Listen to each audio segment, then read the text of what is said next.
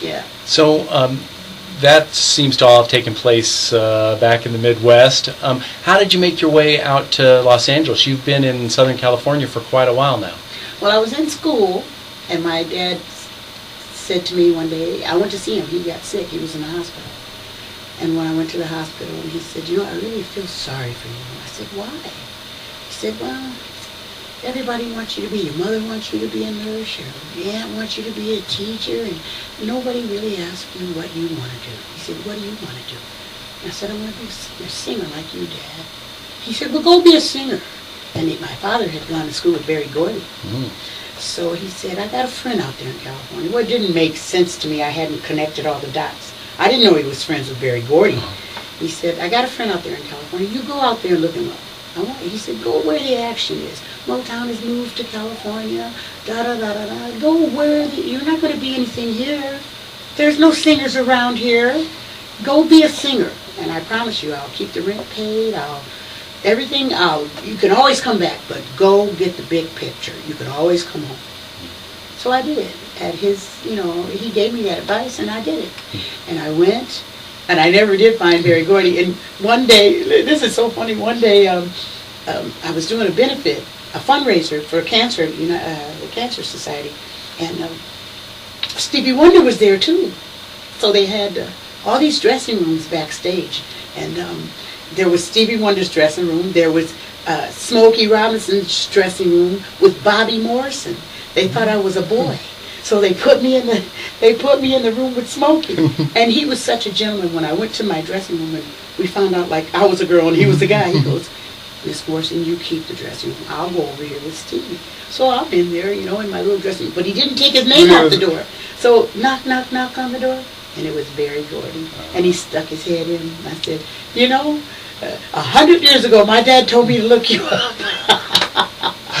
That is a great story. But that was so funny.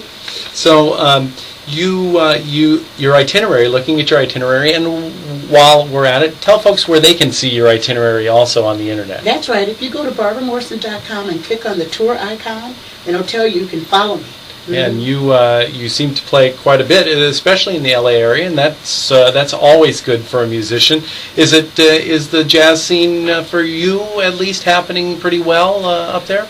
Yeah, it is. But I have my regular little hit down at the beach on Wednesdays at Casa del Mar, which is a beautiful place right on the ocean. And then I do quite a few benefits and community service things. But I like to get out. I'm going to go to Scotland for a whole month. For the month of August. Tell us a little bit about that, because I was doing a little bit of reading and saw some fantastic reviews of your work there, and people just seemed like they couldn't get enough. Tell us about that. It's like my second home, Scotland and Australia. Well, every year they have the biggest fringe or the biggest festival in the whole world, and it's mostly about books and Shakespeare and theater and blah blah. That's where all the actors and actresses go and try out their plays and try get their acting skills together. They have stages right in the middle of the street. You can just walk down the Royal Mile and up to the tattoo where the Queen's Castle is, and there's all kinds of acts going on. And before that starts, they have the Jazz Festival. So Wynton Marsalis, Christian McBride, all the huge stars here in the United States. Of course, the Jazz Festival starts in Europe around July. They have the North Sea, and then they have Montreux, and they have the biggest jazz festivals in the world. Of course, one blues festival can pay for all of those, because the blues is much bigger. But that's what happens the first week.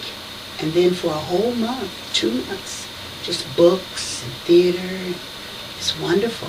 So this year, after I do the Queen's Hall and the Hub and all that stuff, I get to stay for another 4 weeks and work in my friend's nightclub, and we get to go to some of the, like St. Andrews, Arbroath, Glasgow, Isla, just make a little tour of the country. It's wonderful.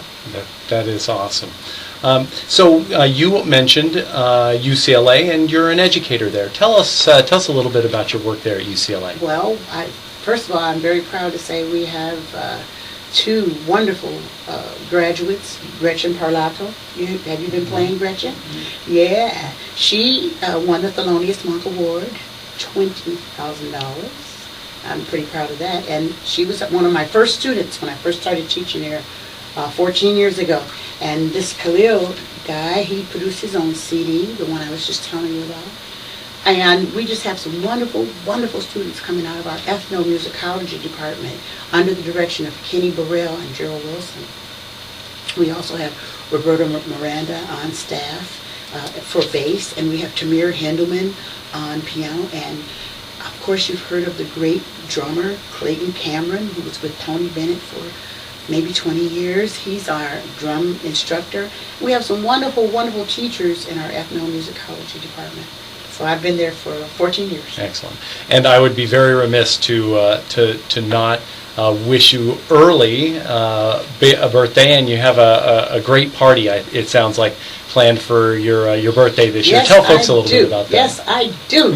Thank you. Mm-hmm. Well, September 12th, my birthday's on September 10th, but on September 12th, Saturday, starting at 5 o'clock to 9 o'clock, please save the date and come and see me at the Anson Ford Theatre. It's right across from the Hollywood Bowl in Los Angeles.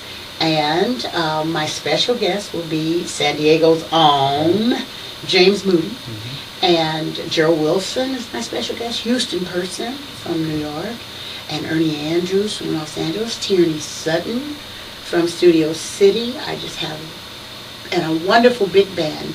Larry Curtis, I've been working with them for 25 years. The Long Beach Municipal Big Band, under the name of Larry Curtis for my party. Mm-hmm. And it's going to be great. You can bring a picnic basket. Well, remind folks one more time where they can find out more information about you, Barbara. You just go to barbaramorrison.com, and everything is right there. You can even buy tickets there. Thanks. barbaramorrison.com. Don't forget me. Well, Barbara, thank you so much for being here at Jazz Live San Diego, and best of luck with everything going forward. Thank you, Vince.